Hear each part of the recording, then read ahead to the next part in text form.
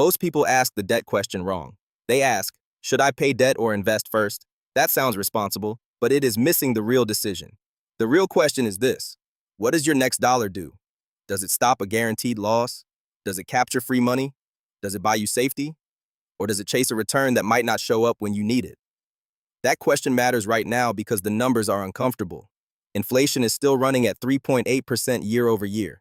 The personal saving rate is only 2.6%. Rates are still elevated, and household debt is sitting near record territory. So if you are carrying expensive debt while trying to invest your way out of pressure, you may not be building wealth. You may be trying to outrun a leak. This is educational content. It is not financial, legal, tax, or investment advice.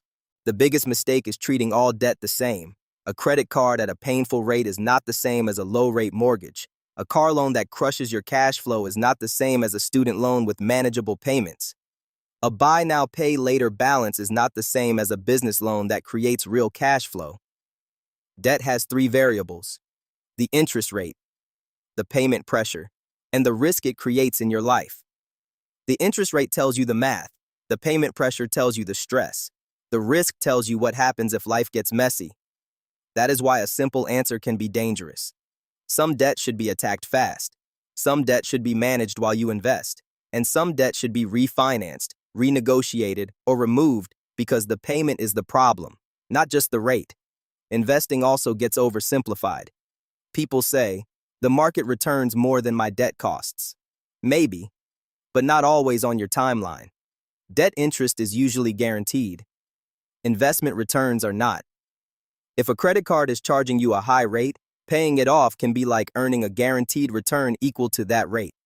No volatility, no waiting for the market to cooperate, no tax drag, no perfect timing required.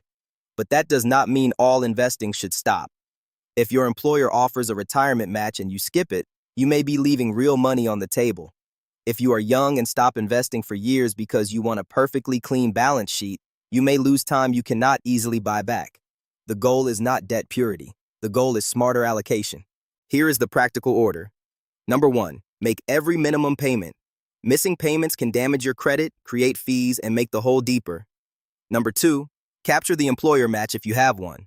That is not normal investing. That is compensation. Number 3, build a starter emergency buffer. Not the full perfect emergency fund, just enough to stop small surprises from becoming new debt. Number 4, attack high-rate consumer debt. Credit cards, expensive personal loans, balances that are quietly eating your cash flow.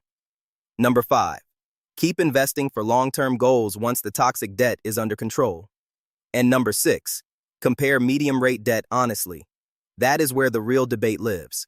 If the debt rate is moderate, your cash flow is stable, and your emergency fund is real, investing may make sense.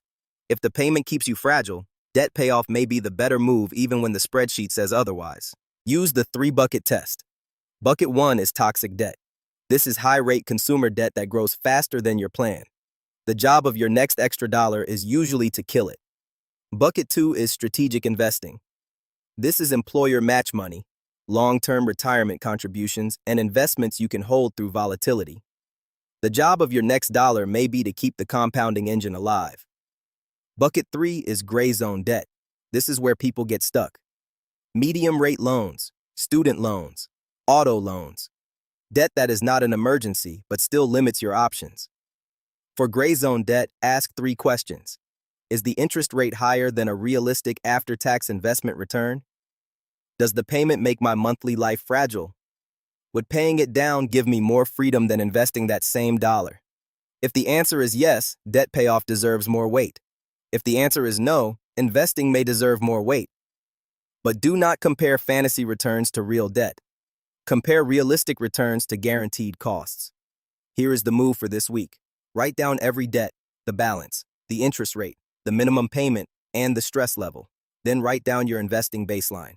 Employer match, retirement contribution, emergency buffer. Now mark each debt. Red means toxic, yellow means gray zone, green means manageable. Your red debts get attacked. Your match gets protected. Your emergency buffer gets built, and your yellow debts get compared against realistic investing, not wishful thinking. That is how you stop guessing. So should you pay debt or invest first? The answer is not one or the other. It is sequence. Minimums first, match if available. Starter buffer, toxic debt. Long-term investing. Then an honest comparison for everything in the middle. Because the goal is not to win an internet argument. The goal is to make your next dollar make you less fragile and more wealthy. Subscribe for more practical money strategy, financial literacy, and real-world wealth building breakdowns. And I will see you in the next one.